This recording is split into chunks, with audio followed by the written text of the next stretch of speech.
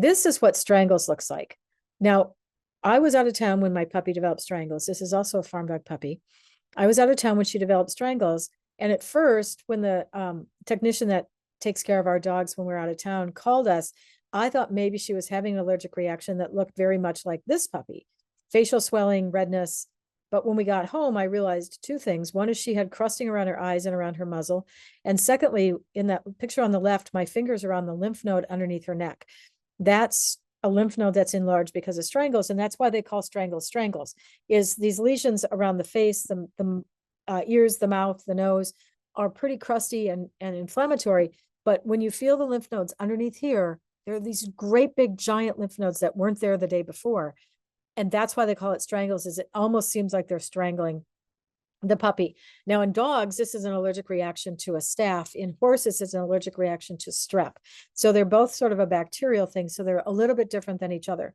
So Strangles is kind of an allergic reaction to a bacteria that's normally on the skin. And this only happens in young puppies. They outgrow it. It's all great when they do outgrow it, but it can be a little bit of a bugger to get rid of. So the difference between Strangles and an allergy to an insect bite can look very similar, but there are differences. This is a boxer puppy that has Strangles. So why did I list this here? Because it's an immune dysregulation, so something like an allergy, but it's an allergic reaction to the staph, and it requires not just an antibiotic, but it has to, these puppies have to be on steroids. If you don't get them on steroids, they're going to have permanent scarring. They're not going to recover well from this. And it's a real leap of faith for your veterinarian to go from, I think this dog has an infection, to I think this dog has Strangles and needs to be on antibiotics and steroids, because we know steroids suppress the immune system, and veterinarians are going to be reluctant to do that if they're concerned that the dog is going to get worse on the steroid. But Strangles requires steroids. They also can be treated topically with Domboro, which helps to dry up these lesions. And what our goal is to get the inflammation under control, the lymph nodes to go down, and and not to have any scarring on the face as a result.